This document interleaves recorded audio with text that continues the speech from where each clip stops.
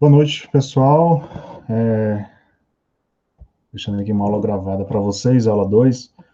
Conforme enviei para vocês por e-mail, a gente teve hoje o evento, né, sobre internacionalização e intercâmbio, então não podemos estar aqui presentes em atividade síncrona, né, durante essa aula, mas deixaremos aqui essa aula gravada e no nosso próximo encontro, presencial não, né, nosso próximo encontro síncrono, né, numa aula ao vivo, a gente dá continuidade à disciplina, tá bom?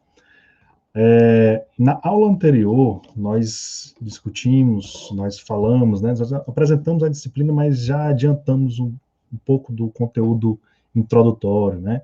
Nós falamos sobre o que vinha a ser uma organização, o que são recursos, o que são recursos materiais, né, o que são recursos patrimoniais, fazendo aí uma breve recapitulação, esses recursos materiais, em geral, e especialmente no setor público, são recursos de natureza de consumo, né? Material de expediente, etc. E recursos patrimoniais são recursos, como o próprio nome diz, né? São recursos que fazem parte do patrimônio da organização, que aí no caso são prédios, são terrenos, máquinas, né? No caso de uma indústria. E dentre os recursos materiais que eu falei agora há pouco, nós temos ainda os recursos tangíveis, né, que são esses que eu falei, esses materiais de expediente, e temos também os recursos intangíveis, como a marca de uma empresa, ou no caso do setor público, a marca de uma organização pública, né? Por exemplo, eu gosto de dar o exemplo da UFCG, que é a organização que a gente está mais próximo. O nome UFCG, a logomarca da UFCG, ela tem um valor para a organização. Claro que ela não é quantificada, né? Nem no caso da UFCG, não, mas numa empresa sim, né? Ela é quantificada e ela faz parte do patrimônio da empresa. Mas aí, só para fechar esse exemplo, né, da universidade, a UFCG, a logomarca da UFCG e o nome UFCG, ela tem um valor para a sociedade. Então, quando você escuta o nome UFCG na comunidade, né, seja na sua cidade, seja numa apresentação de uma pesquisa, na divulgação de um resultado de uma pesquisa, aquele valor daquela organização chamada UFCG agrega um certo potencial, né? Não necessariamente um potencial seria a melhor palavra, mas aquele nome UFCG tem um valor que agrega à organização. Então, esse valor, ele, na organização privada, ele é quantificado. Na organização pública, ele pode até ser, não é muito comum, mas ele pode até ser. Mas na organização privada, dá até para a gente entender melhor quando você imagina o valor que tem a marca, digamos, Ferrari, né, a marca Nike, a marca Adidas, o valor que essas marcas têm, elas têm um certo valor remunerado, né, remunerável, né, ou quantificável, né.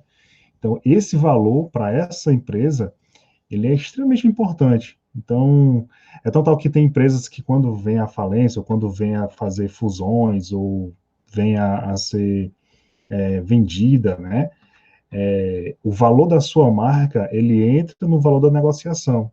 Então, todas essas marcas que eu falei para vocês, elas têm um certo valor, têm o seu valor, né? Na organização pública, a gente não tem o costume de quantificar isso, mas tem a sua importância.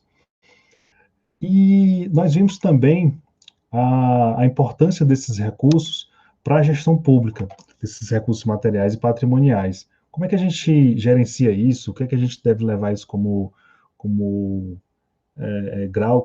certo grau de importância, para a gente atingir os resultados da organização, né? E hoje, na aula 2, nós vamos ver a importância dessa classificação de materiais. Veja só, a gente vai ter algumas aulas aí para falar um pouco de administração de materiais, para falar um pouco de gestão de estoque, gestão de compras, e outras aulas para a gente focar mais na parte da logística. Então, como eu falei para vocês na aula passada, essa disciplina é muito grande e a gente fica tendo que equilibrar aí as aulas para poder contemplar tudo. Mas vamos lá. Na aula de hoje a gente vai falar sobre classificação de materiais e qual é a importância, por que classificar esses materiais. Veja só, a gente está sempre classificando e reclassificando materiais, a gente está sempre organizando esses materiais para que a gente possa localizar eles com mais facilidade, para que a gente possa atender as demandas com maior rapidez e para que a gente possa fazer com que o fluxo da organização, invariavelmente, né, flua, para que a gente possa fazer com que a organização funcione. O que é fluir nos procedimentos da organização? É fazer a organização fluir. Se a gente for pensar minimamente numa organização, a organização familiar, ou a própria organização da sua casa, né, da sua feira, dos seus recursos, do seu dinheiro, dos seus materiais de expedientes aí, né, das suas folhas, as folhas que você precisa para imprimir, para fazer os seus trabalhos, ou os seus mantimentos, né, que você precisa organizar para você se manter. Se a gente pensar minimamente na organização do ponto de vista mais simples, a gente precisa ter minimamente uma certa classificação desses materiais. Ou seja, na sua despensa aí, na sua casa, certamente você organiza os materiais de limpeza em um determinado local e os alimentos em um outro local, né? Obviamente, todo mundo faz isso. Então, só essa classificação aí já é uma classificação de materiais. Então, como eu falei, nesse exemplo mais simples, né, nesse menor exemplo, a gente já consegue ter uma certa classificação de materiais. Vai para a geladeira os produtos perecíveis, né, fica na despensa os produtos que não são perecíveis, etc. Numa organização da mesma forma, né? A gente tem aí, numa organização, nesse exemplo dessa imagem aí, já imaginou se esses materiais aí não tivessem a sua classificação? Seja por código, seja por perecibilidade, seja por periculosidade, etc. A gente vai ver hoje as diversas formas de classificação. Mas já imaginou esse tanto de materiais aí sem uma mínima classificação? Como é que você iria localizar o objeto que está lá na prateleira 5, lá no andar 3, para poder trazer ali para baixo e entregar ao funcionário que vai colocar aquilo ali na linha de produção e fazer o processo fluir? Se você não tiver essa classificação de materiais, primeiro você não consegue fazer essa localização, fazer o processo fluir, e segundo que você não consegue gerenciar estoques, terceiro que você não consegue fazer previsões de demanda, ou seja, você não consegue saber quanto ou que material está faltando, que material precisa comprar, porque você nem sabe quem são ou quais são os seus materiais. Então, é por isso a importância de se classificar esses materiais, criar critérios e classificar. Tá? Na organização pública, a gente vai falar isso mais na frente, mas eu posso antecipar, na organização pública a gente trabalha muito com o gerenciamento de almoxarifados, né? Porque a gente trabalha muito com material de expediente, e esses materiais precisam chegar lá na ponta, né? Em quem está executando a política pública, em quem está executando a burocracia, e esses materiais de expediente precisam chegar. Se a gente não tiver uma boa previsão de demanda, um bom gerenciamento de estoque e, obviamente, um bom gerenciamento de almoxarifado, a gente pode travar o processo. Alguns atributos, ou seja, algumas características, tá, dos materiais que fazem com que a gente crie os nossos próprios critérios de classificação. É óbvio que em organizações maiores esses critérios já estão pré-definidos, mas você, como um bom gestor e um bom gestor público, você pode chegar na organização e dizer, olha, esses critérios não estão claramente definidos e a gente precisa repensar. E aí a gente vai repensar por quais critérios? A gente pode repensar pela abrangência, ou seja, se é um material de consumo ou é um material permanente, se é um material que precisa durar mais tempo, ou se é um material de consumo rápido, se é em si o material, se ele é um material de acabamento, quais são as suas dimensões, seus volumes, né, se é um material grande, pesado, pequeno, formas de apresentação, acondicionamento, se ele precisa estar refrigerado ou se não, né? No caso refrigerado, a gente viu aí nas vacinas que determinado tipo de vacina precisa estar com certo condicionamento, né? Portanto, precisamos ter esses critérios aí de abrangência. Passando para o próximo critério, flexibilidade. É um material de estoque ou não? É um material que precisa ficar armazenado ou não? É um material crítico ou não? O que é um material crítico? É um material que, se acabar, parou a produção ou parou o serviço. É um material A, B ou C? Isso aqui é uma classificação que vocês vão ver na próxima aula. Essa classificação ABC, tá? Praticidade. Quanto à praticidade, qual é o código que eu vou classificar esse material? Quais são as medidas específicas deles? Formas de apresentação, né? Se é uma rosca inteira, cabeça sextravada, qual é a classe, qual é o tamanho, qual é o tipo de, quantas polegadas, quantos fios, qual o acabamento, se é um acabamento que requer um cuidado maior, se ele é frágil, se é fácil de quebrar, qual é o acondicionamento, né, se é a embalagem original de fábrica ou se precisa de alguma outra coisa mais específica. Então, o que é que nós podemos fazer para dar mais praticidade, sobretudo na localização desse material? Ou mais praticidade, sobretudo na organização, né, em acondicionar os materiais que podem ser acondicionados próximos ou não.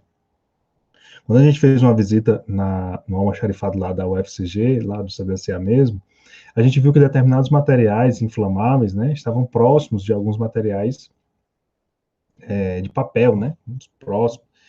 E tinha outros locais lá em que o extintor de incêndio estava coberto, né, não estava com acesso fácil.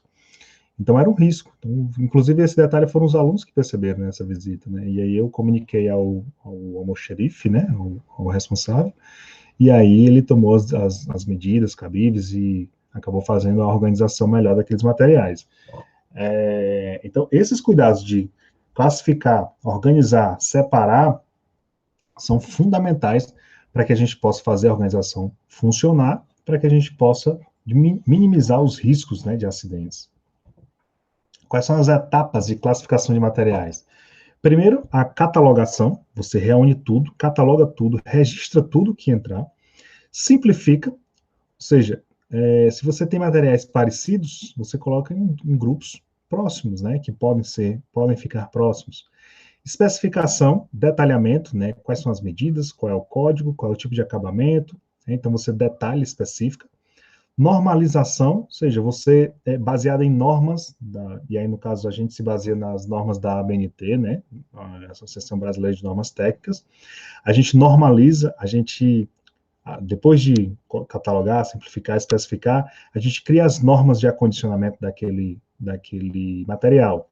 Depois padroniza. Tudo que vier e tudo que estiver dentro daquelas especificações, dentro daquela catalogação, dentro daquelas normas, vai seguir um determinado padrão. Ou seja, medicamentos que precisam de um acondicionamento em freezer, né?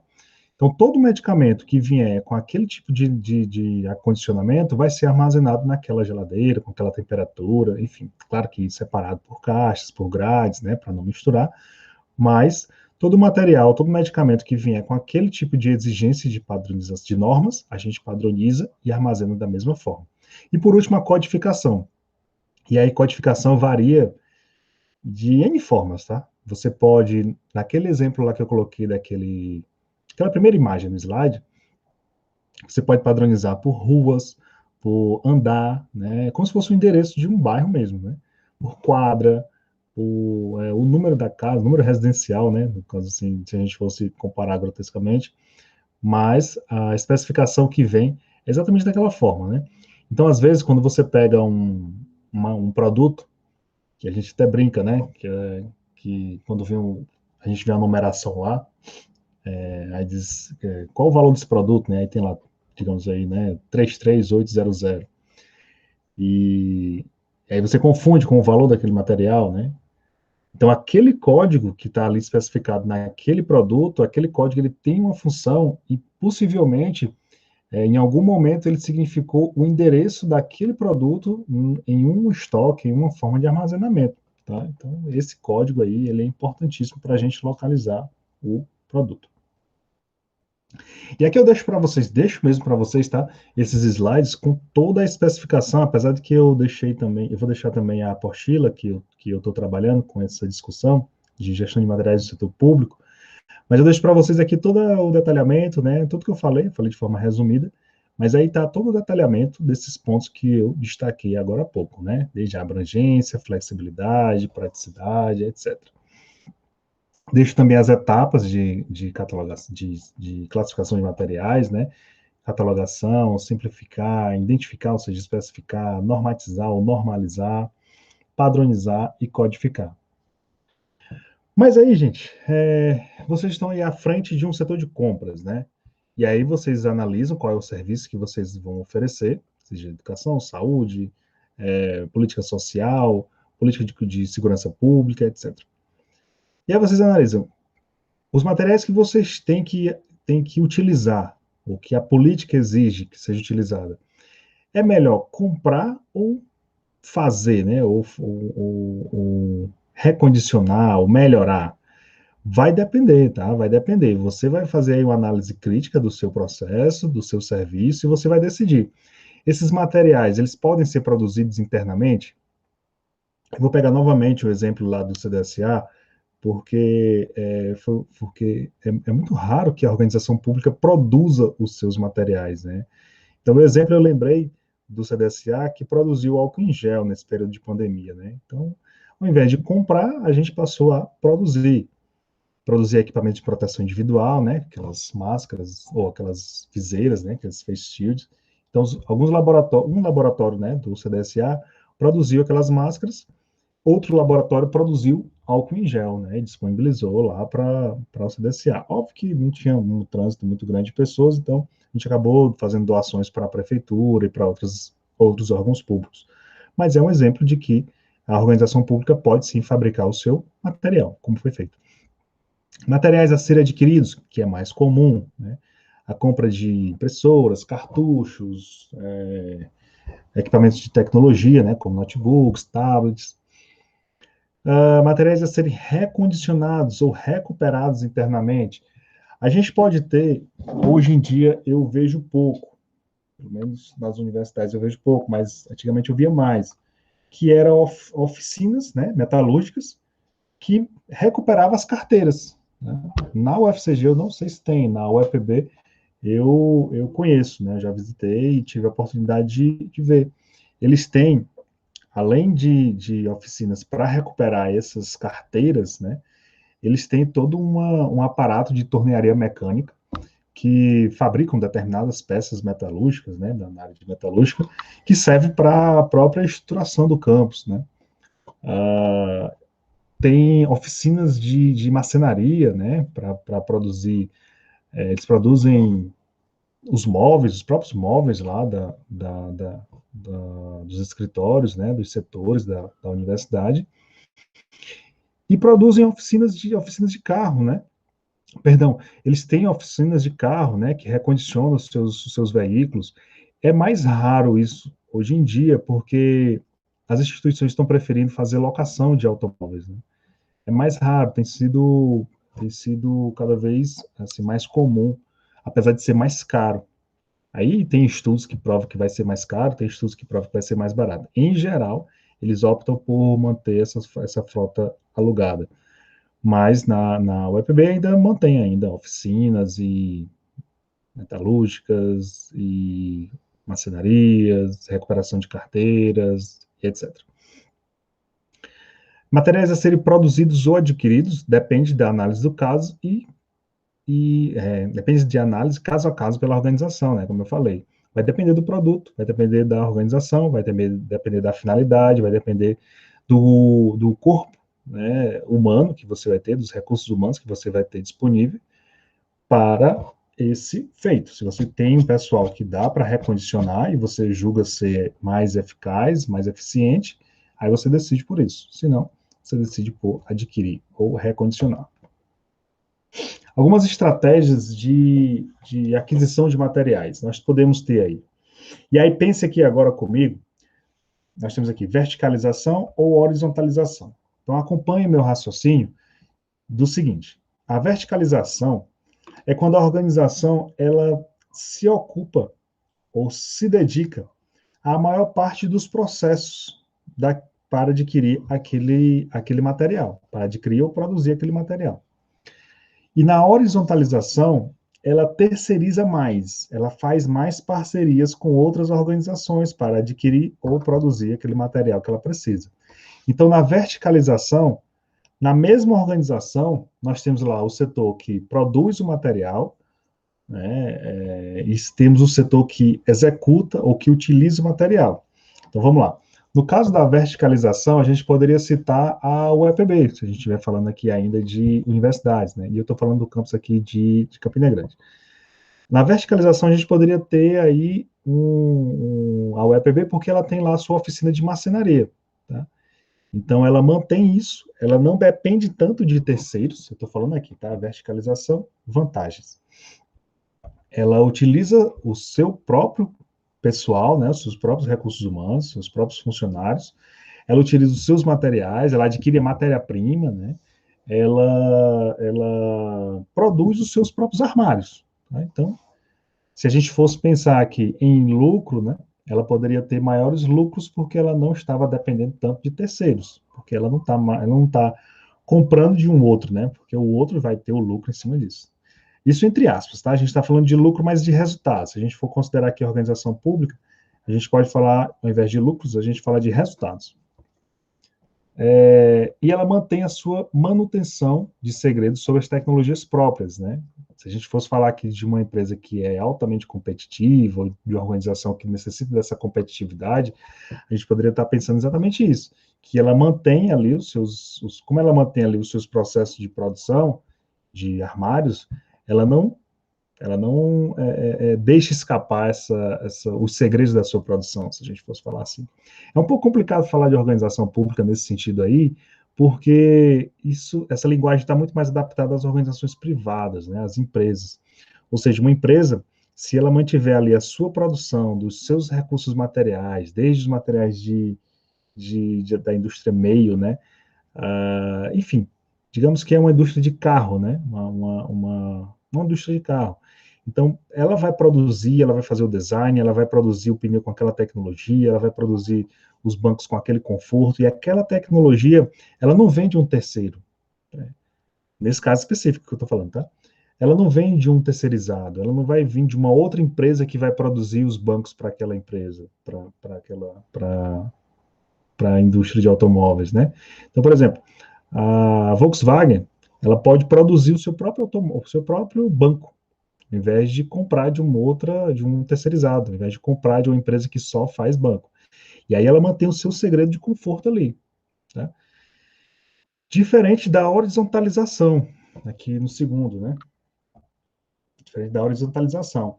Na horizontalização, ela vai perder um pouco do controle tecnológico, ela vai depender de terceiros, de empresas terceirizadas, e ela vai ter lucros menores, né? Ela vai ter lucros menores em detrimento dessa verticalização. Então, nesse caso, esse exemplo fictício, né? A Volkswagen, quando ela decide terceirizar a aquisição dos bancos dos seus automóveis, né? Ela passa a depender de terceiros, e esses terceiros podem muito bem compartilhar essa tecnologia com outras empresas, né? Então, é uma vantagem versus uma desvantagem. Mas e a horizontalização? Na horizontalização, nós temos aqui uma garantia de flexibilidade à empresa, ou seja, ela está mais flexível a outras empresas, né? Ela não se prende muito ao seu próprio processo produtivo. Ela é mais flexível a adquirir e a contratar outras empresas. Ela tem menores custos, né? Não há uma despesa na criação da estrutura interna, ela não precisa criar uma estrutura para produzir banco, uma estrutura para produzir pneu, uma estrutura para produzir, no caso das universidades, uma estrutura para produzir armários. Não, ela passa a comprar de outros fornecedores. Então, ela é mais flexível, né, porque ela pode contratar outras empresas e ela tem menores custos. Entretanto, ela não tem, aqui no caso, né, ela perde certa flexibilidade, porque ela fica um pouco mais engessada, né, na verticalização, e ela tem maior investimento, né? Ela precisa de maior investimento aqui na verticalização, tá? Em detrimento aqui das horizontalização, que ela precisa de menores custos para comprar. Aquela aqui ela precisa produzir, né? Aqui ela só vai ter maiores custos, né? Vamos lá. Classificação por demanda. Nós temos os materiais de estoque, que são materiais que, dada a previsibilidade de demanda pela organização, devem ser mantidos em estoque. Então, aqueles materiais que a gente consome muito, como papéis, canetas, né, pincéis, no caso de uma organização de educação, ele precisa estar sempre em estoque, para que o processo não pare. E nós temos outros processos nós temos outros materiais não de estoque, né? Ou seja, materiais que não precisam ter em estoque. Quando a gente visitou o almoxarifado, a gente viu uma imensa quantidade de CD-ROM mesmo, né? Aqueles CDs. Nós vimos também uma imensa quantidade, não tão grande, mas vimos uma grande quantidade de cartolinas, aquelas cartolinas coloridas. Alguns cursos até utilizam, né, para fazer alguns trabalhos, mas é um negócio, são dois produtos assim, um tanto quanto obsoletos, né?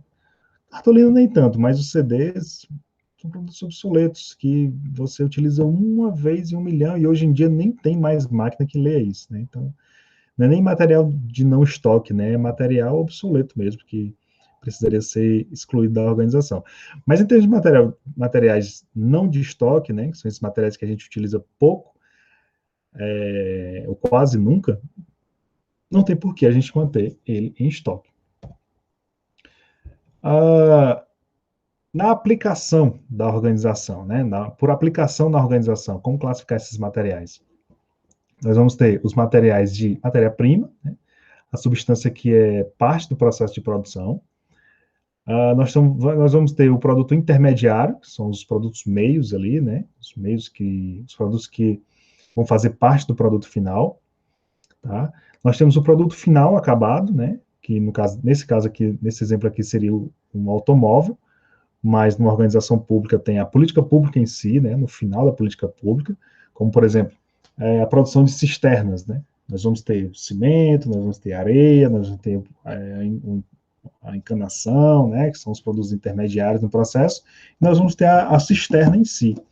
E nós vamos ter alguns materiais auxiliares, né, que são materiais que são utilizados no processo de fabricação, mas que não incorporam ao produto final. Nesse caso específico aqui, nós temos aqui um exemplo que é um cartucho, né? Ou seja, para produzir esse automóvel, nós utilizamos uma certa matéria-prima, né? Nós transformamos ela aqui em um produto intermediário, nós criamos, ao fim, um produto final, produto acabado, e no meio disso a gente imprimiu documento, imprimiu nota fiscal, imprimiu mapas, nós imprimimos design, né? E foi utilizado o cartucho, mas esse cartucho aqui não vai no processo final, no produto acabado. Então são produtos auxiliares. Mas fique atento, né? Nos órgãos públicos, e aí com algumas exceções, o objetivo final é a prestação do serviço. Assim, tendo em vista que usualmente não contemplam processos produtivos, o tipo de material mais comum no setor público é o material auxiliar. São aqueles materiais que não estão ligados diretamente ao produto final, como a política pública, né? Então, nós vamos utilizar muito material auxiliar, que são materiais de expediente, de informática, de limpeza, que são produtos, são materiais que estão ligados ao serviço, mas que não vão ao produto final. Se a gente for pegar aí, falando muito de educação, né, de universidade, vou tentar colocar outros exemplos. Mas se a gente for pegar aí a produção de uma aula, a construção de uma aula, né, nós vamos ter aí esses próprios cartuchos, né, para imprimir documentos, para imprimir declarações, comprovante de matrículas, mas isso não necessariamente tem a ver diretamente com o serviço final, que é a aula em si, ou a pesquisa em si. Tá?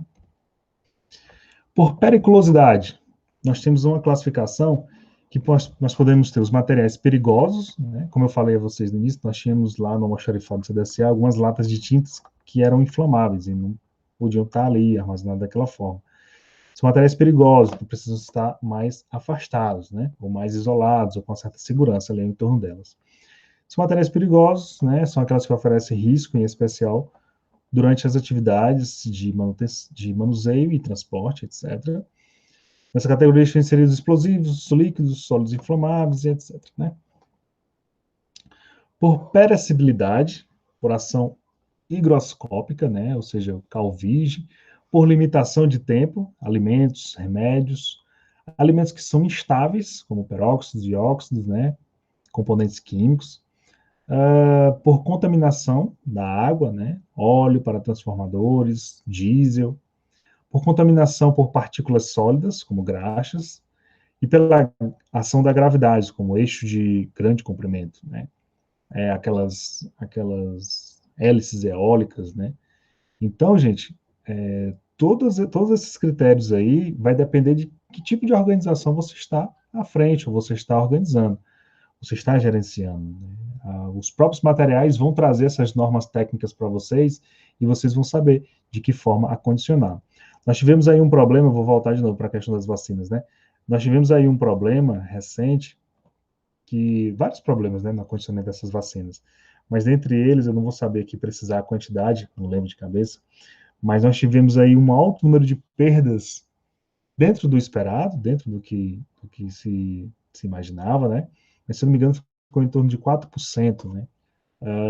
De perdas de vacinas, ou porque elas eram acondicionadas de maneira errada, ou porque o profissional, né? Ele puxava ali de maneira equivocada, puxava mais ou menos que a quantidade ideal, e aí acaba perdendo algumas doses, né? Isso gerou uma certa perda, mas, segundo os especialistas, tudo dentro do previsível. Inclusive, teve até uma discussão no início não, faz um tempo, de que estava sobrando doses, né? Os profissionais estavam puxando a quantidade correta, né? Aplicando a quantidade correta da ampola, mas no final estavam sobrando doses. Sobrava uma certa quantidade, né? Não dose, mas sobrava uma certa quantidade, que aí somado com outros frascos, aí teve até um município no Piauí que conseguiu vacinar mais de 90 pessoas com essas sobrazinhas, né? E aí foi um rebuliço, dizendo que estavam errado, estavam incorreto, estavam colocando errado, estavam trabalhando errado, será que estavam aplicando a dose correta? Mas não, é porque no controle de qualidade, né, do envasamento dessas ampolas, eles já deixam, a própria Anvisa, né, exige uma certa margem de segurança, porque o envasamento dessas ampolas é muito rápido e pode ser que a máquina, né, coloque uma quantidade a menor ou a maior, né? Então, no geral, na hora do controle de qualidade, a Anvisa exige, eu não sei qual é a porcentagem agora ou quanto quantidade de ml, mas elas exigem que, numa avaliação de qualidade, essas ampolas tenham um pouquinho a mais do que o que vem no frasco, né? Para que, numa eventual perda, não comprometa a vacinação, né? Já imaginou você pegar aí uma caixa de, vou colocar um exemplo pequeno para a gente facilitar as contas, mas uma quantidade aí de 10 ampolas para vacinar, obviamente. Eu acho que cada ampola deve vacinar umas 2 ou 3 pessoas, né? Mas enfim, vamos imaginar aí que cada ampola, para facilitar o cálculo aqui, vamos imaginar aí que cada ampola dessa vacine 3 pessoas, né? Então, em 10 ampolas, aí você vai ter aí a vacinação de 30 pessoas. Aí já imaginou se a Anvisa deixa ou obriga você a colocar a quantidade exata, né, de 3 doses por ampola, e aí, de repente, na hora do invaso ali, na hora de colocar ali a substância, a máquina R ali, a menor, né? E aí, não, foi vendido aqui 10 ampolas e dá para vacinar 30 pessoas. Só que quando chega lá na hora, só deu para vacinar 27. Aí a confusão tá feita, né? Aí a confusão, eu comprei ampola para vacinar 30 e só chegou aqui que só deu para 27. Então, quem vai devolver o dinheiro, né? Mas, para evitar isso, no processo produtivo há essa compensação. Mas não é nem isso que a gente ia falar. A classificação desses materiais, voltando para cá, vai depender dos critérios e das características daquela substância ou daquele material, porque ela pode ter uma ação, né, uma ação do tempo, ela pode sofrer uma ação do tempo, se ela for mal acondicionada, ela pode, a própria prazo de validade dela, como a vacina da Janssen, né, que estava aí prestes a se vencer, ela pode gerar uma contaminação de água, então precisa estar condicionada de uma determinada forma. Essa questão de contaminação da água, tem um exemplo legal, assim, interessante, que são os combustíveis que são transportados ali por grandes navios, né? E eles já são construídos, quando eles fazem esse transporte de combustível, eles já são construídos para receber uma certa divisórias ali, né? Eles não armazenam toda a quantidade de combustível em um único compartimento. Eles estão separados, porque em caso de vazamento e acidente, o prejuízo ambiental não é tão grande, ou é minimizado, né? É mais novo, assim, não sei quantos milhões de toneladas, não sei quantas mil toneladas de diesel em um único compartimento, né, do navio. Se houver um vazamento, o desastre ambiental é gigantesco. Não, eles são obrigados a colocar de maneira separada. Ainda por perecibilidade, nós temos aí por queda, colisão, vibração, né? Então, os materiais que são de cristal, de vidro, são armazenados de maneira diferente. Pela mudança de temperatura, né? Pela ação de luz, né? Como os filmes fotográficos, ou os rolos de filmes, né? De cinema. Pela ação da atmosfera, né? Como a ação de cloro, ácidos. Pela ação de animais, né? De ratos, insetos. Então, inclusive, tem até um percentual de até meio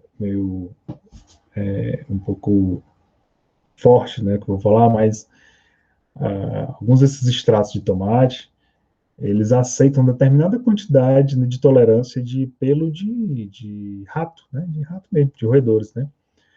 E aí, eu acho que vocês nunca mais vão comer esses molhos de tomate. Mas a Anvisa aceita, né? Não só os molhos de tomate, né? Como outros produtos alimentícios. Porque pode acontecer de ter ali no acondicionamento, né? Algum erro, algum vacilo, algum a entrada de algum desses roedores, e aí eles aceitam determinada quantidade, é aceitável determinada quantidade de pelos de roedores nesses produtos, nesses molhos de tomate, ketchup, etc. Então, mas eles aceitam já baseado em testes, em saber que isso não faz mal à saúde humana. Pela importância operacional, aqui tem duas classificações que eu vou trabalhar de maneira mais detalhada na próxima aula, que é a classificação XYZ, tá? Que é com base na criticidade. Então, o material que é da classe X, você vai dizer, né? Baseado nos seus critérios.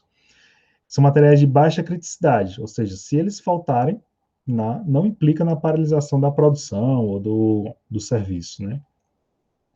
O material Y é de grau de criticidade intermediário, ou seja, eles podem ser, se eles faltarem, eles podem ser substituídos por outros materiais de igual valor, de igual importância, enfim, pode ser facilmente conseguido aí um substituto. E o produto de classe Z são produtos de máxima criticidade, ou seja, não pode faltar de jeito nenhum. Eu gosto de falar do exemplo da saúde no setor público, porque é mais sensível, né? O serviço na área de saúde, ele é mais sensível e ele, se houver uma baixa de determinados materiais, o serviço pode parar. Então, se de repente você deixa faltar determinados materiais ou determinados medicamentos que são importantíssimos na intubação ou no tratamento de um paciente que está ali na urgência, na emergência, o serviço para. Então, já imaginou o paciente chegar no setor de urgência e emergência e faltar, digamos, material para os primeiros socorros, né? Material para higienização, ou material para, enfim, o serviço pode não acontecer e aquele indivíduo pode sofrer as consequências, né? A sua saúde pode ser comprometida por falta ali daqueles primeiros atendimentos, tá? Então aí está esse gráfico, né? Os materiais de baixa criticidade estão aqui, né? Os materiais X não são tão importantes, pode ser facilmente o processo produtivo não para por conta disso. Criticidade intermediária são importantes, mas dá para ser substituído, e de alta criticidade não podem ser substituídos e não podem faltar no estoque. Tá? E aqui está, né, por valor de demanda, né, o método da curva ABC, ou o princípio do ótimo de Pareto. Aqui é uma ferramenta que, segundo a qual os itens de material em estoque são classificados de acordo com a sua importância, e essa importância geralmente é uma importância financeira. Ou seja, a gente calcula o valor daquele estoque, o valor daqueles materiais, né? Então, digamos, computadores, né? Então, a gente pega toda a quantidade de computadores e vê quanto vale aqueles computadores. E aí, por esse valor, a gente calcula qual é o percentual de estoque que deve ser mantido daqueles aparelhos, porque normalmente esses aparelhos vão ser importantes no processo final. Tá? E nós temos aí o percentual referente à curva ABC, né? Nos produtos de classe A, né, esse geralmente é o critério, é o valor da demanda, né, ou seja, o valor daquele estoque. 80%, quando esse material vale 80% do seu estoque, ele aproximadamente vai ter ali em torno de 20% no seu estoque, né, em termos de quantidade, né. Então você não mantém tanto produto, ele representa somente 20%. Da classe B, que é uma classe intermediária, né, quando ele representa aqui em torno de 15 a 20%, né, que está 15, mas em torno de 15 a 20% do valor do estoque, você mantém ali em torno de 30%, tá? E quando ele é um valor pequeno, valor baixo, né, ou seja, 5% do valor do estoque, você mantém uma relativa quantidade daquele produto, daquele material, tá bom? Mas a gente vai ver isso aqui com calma, a gente vai ver, a gente vai praticar isso aqui para a gente ver como é que funciona com o ABC. Aqui tem um gráfico, mais ou menos, que mostra a mesma coisa que eu falei, né? O percentual da demanda, do valor da demanda em relação aos itens. E aí, na próxima aula, a gente vai executar esse exemplo aqui, tá bom? Então, gente, a aula de hoje, ela se encerra aqui e a gente fica com essa ideia da importância, deixa eu voltar aqui, com essa ideia da importância dos materiais, da classificação de materiais, né? Por que que é importante classificar, como classificar e quais são os critérios de classificação? Por perecibilidade, por valor do estoque, por periculosidade, enfim. E aí a gente viu também que a gente deve, assim que a gente recebe os materiais, a gente deve fazer uma catalogação, uma especificação, separar, organizar, como se chegar, como no dia que chega a nossa feira, né, a nossa feira do mês, ou no dia que a gente faz a feira do mês. A gente separa determinados materiais, o arroz vai ficar em determinado local, os produtos que eu vou ter, que eu vou consumir de forma mais rápida vão ficar mais fácil para mim, os produtos que precisam ir para a geladeira vão para a geladeira, e aí, mais ainda, né, na organização aqui, na indústria, ou num almoxarifado, ou no estoque, você deve classificar e codificar, né, qual é o código daquele material, que é para poder, quando você precisar daquilo ali, você saber. E é para você também saber quando aquele material começar a diminuir no estoque, eu poder já fazer o meu pedido, né, para ele não faltar. Em geral, a aula 2 é essa, agradeço, e até a próxima aula.